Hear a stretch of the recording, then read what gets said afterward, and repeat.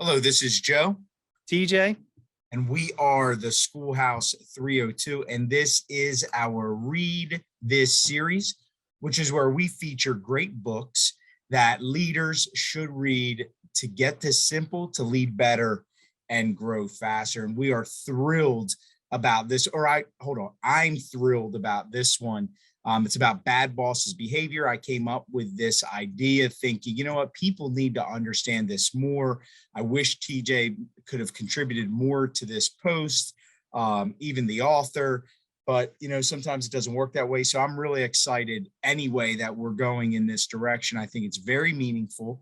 And I was able to come up and curate some very deliberate ways people make mistakes. And Joe, I got to interrupt you again. This always happens. You're going down the wrong path here. You keep saying I. You even kind of divorced me from the idea and excluded me. It was a joint effort here. And that's actually one of the bad boss behaviors, is taking credit when it's a group effort or stealing ideas. You don't want to do that, even if you didn't mean to. So me thinking this should be the Schoolhouse 301 was wrong? Yes. I forgive you. Thank you. So for those tuning in, it may not be that deliberate where you're taking others' ideas. We're not talking about flat out plagiarism. What we're talking about, and one of the bad behaviors we identify, is not giving other people credit, not understanding the power of others and their contribution, and then using specific praise to recognize them, especially to others. Specific praise to the individual is powerful, but please willingly give credit where credit is due. It's a powerful way for people to trust you, know that you care about them, and that you're invested in them. And giving that credit, giving that praise, we can't stress enough. Now you're right on target. So we're here for the Read This, though. Let's give them the books.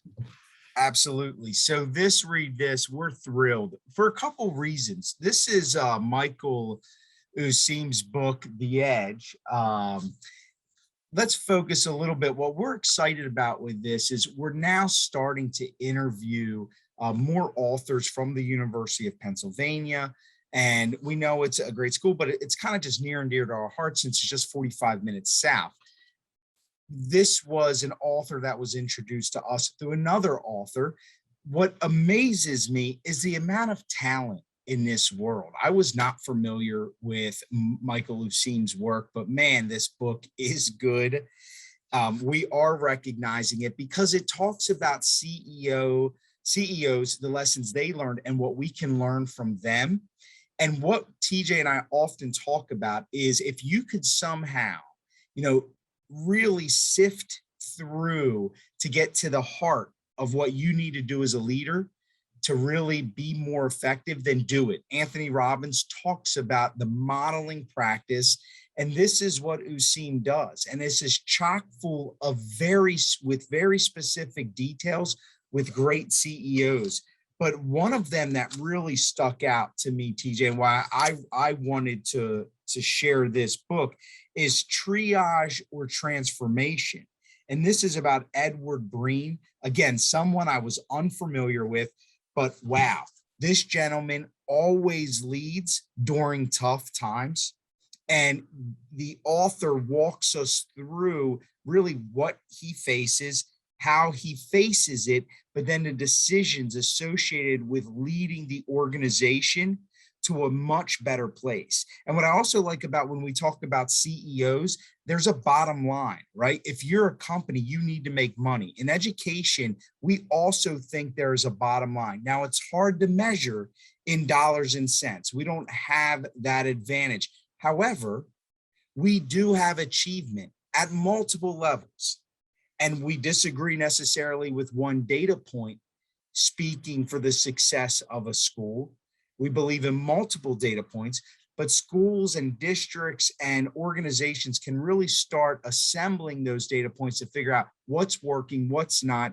You won't be disappointed with this book because it features excellent CEOs and really, TJ, walks us through how they improve the organization. And we all now coming back in through the pandemic, trying to lift our districts, raise student achievement, we're experiencing some issues that I don't think all of us forecasted to the degree we're experiencing them, right? So I know we knew there would be unfinished learning. We knew some kids would need to adjust, but the adjustment, at least from our perspective, has been greater than we anticipated. There's been a lot of hiccups along the way, and not necessarily those things that'll derail all of our efforts, but enough to slow down learning. And so when our aim is learning, we don't want to slow down. So pick up the edge. You won't be disappointed. And again, we can learn from business and just take those practices because they do apply to education. We just got to be critical thinkers and saying, all right, how does this apply to me? Great book. You won't be disappointed. And make sure you listen to our podcast with Michael as well. TJ? Yeah, you're so right about that book, the Edge. And here's the I'm going to do it as a book study with some leaders because, you know, when we talk about bad boss behaviors that we can fall into, especially when things are rough, you know, learning from 10 CEOs and the lessons in the book is just critical for, you know, our own leadership development. And who gets a quote on their cover from Jim Collins? I mean, come on. So it's just worth every page. So check that out. You know, we talk about bad boss behaviors. Another book that we wanted to bring up is Gung Ho. It's an oldie, but a goodie. And if you haven't read it, I've read, you know, this book. If somebody said to me, what's the book you gift the most? And this is one of them.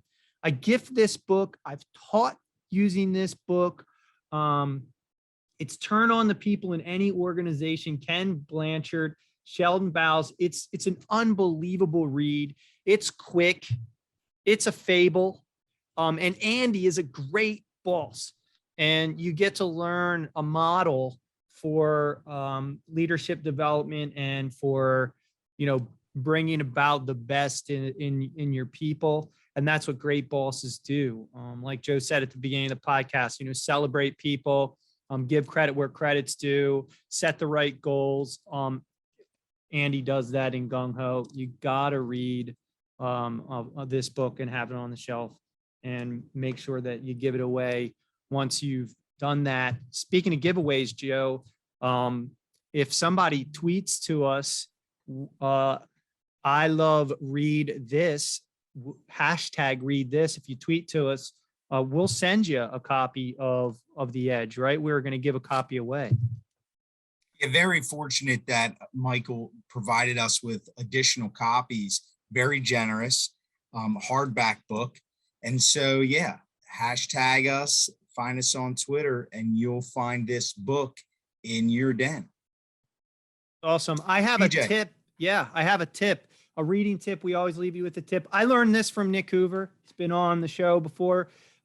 Libby, Libby. It's a free app. If you have a library card, you can enter your library card information into the app and then download books to listen to or read. But I like to use the app for listening to. Sometimes I have to wait a little while, but I have books in my queue. They come in.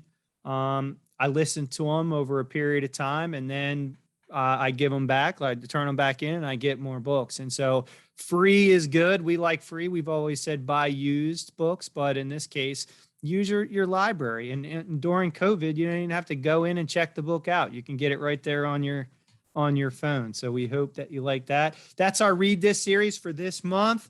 The Edge, Gung Ho, use the Libby app. Check us out at the schoolhouse302.com. You could subscribe for our weekly newsletter where you get our resources curated, synthesized, and communicated to you right in a newsletter. We put that out every Wednesday or Thursday. And then again, that's at the schoolhouse302.com. We hope to see you there, and we hope to see you next time for Read This.